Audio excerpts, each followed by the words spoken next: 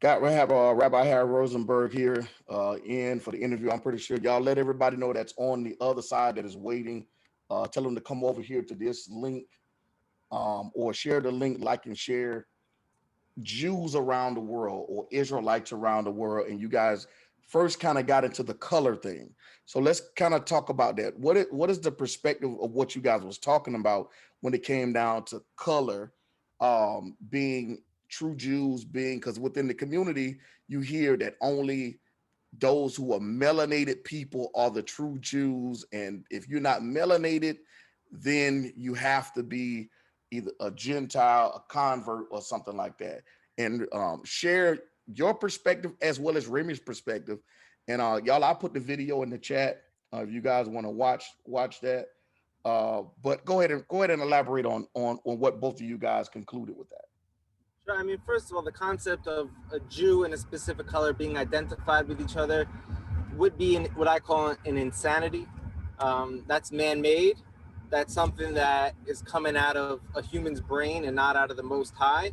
Because if you look at scriptures, it says specifically multiple times, including the prophecies, that God does not judge man by how he appears, but what's on his heart. So now when someone just starts talking about appearance, I start red flag, man-made Torah. That's what I call man-made Torah. You home grew that in your brain. But that being the case, we do have in our tradition what the original color of the children of Israel were. We do teach that they weren't black and they weren't white, but they were in between boxwood. Perhaps what color skin you have right now, you're not pitch black, you're not white, you're a nice in between color. It could be that you're the color of the original children of Israel. But we're dealing with a people that went to waves and waves and waves of bringing in different genetics and different DNA into the pool. Even King David has some sodomite blood in him from Ruth, who converted and married Boaz, and she was coming from the children of Lot and a sodomite woman. So you have King Solomon with 1,000 wives. Who in the right world could think that millions of people who married every nation of the world will stay one color over 4,000-year period? It's what I call a man-made thought. It's not a real thought. That being the case, I think that I have to tell white people also that when they see a man who's dark color skin and they say, how could he be Jewish? We're white. I'd be like, how do you think you got white? There could have been a Roman convert or a Greek convert that came in, and that's how you got white into the whole thing. It's a mystery. We don't know. It's irrelevant, but it's also a mystery. But what really bothers me the most is the Hebrew Israelites that use the word convert, because now they're really making up their own Torah. Because in the Torah, it says many times the convert is equal to the homeborn. Mhm. So if someone is a convert or does convert, not only are you not allowed to rub it in or say anything to him, you have to accept him as if he's your equal. So let's say hypothetically, me, Harry Rosenberg, I'm a convert, like 2020, fine. You can't call me a convert or rub it in or make it seem like you're better than me or you're more chosen because I'm a convert.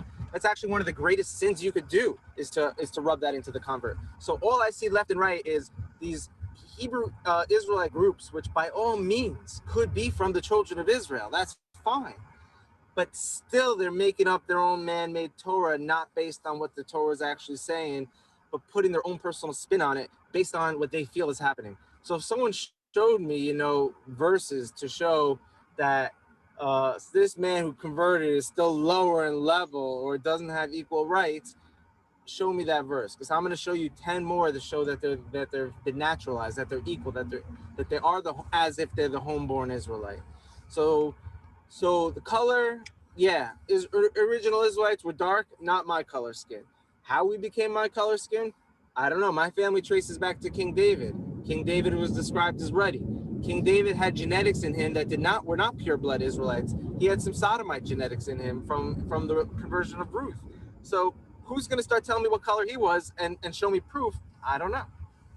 So basically what you're saying is that anybody, according to Torah, anybody that whether if they're homeborn or not, if they become um, a part of the nation and accept the God of Abraham, Isaac, and Jacob, the Torah specifically teaches that you're to treat them as homeborns. So whatever your home receives, they are to receive. Is that's what you're There is saying? absolutely no difference in them being equal to me as children of Israel. The only difference is they cannot be priests in the temple of God. They cannot be a Kohen. That's it. Okay, so because when with this type of statements, what end up happening is people begin to ask the question, well, okay, well, if that's the case, then why isn't there any type of equality for others who become a part of the nation in today's time? And it seems as though that they aren't getting some of the same perks that maybe some of the other Jewish people would get.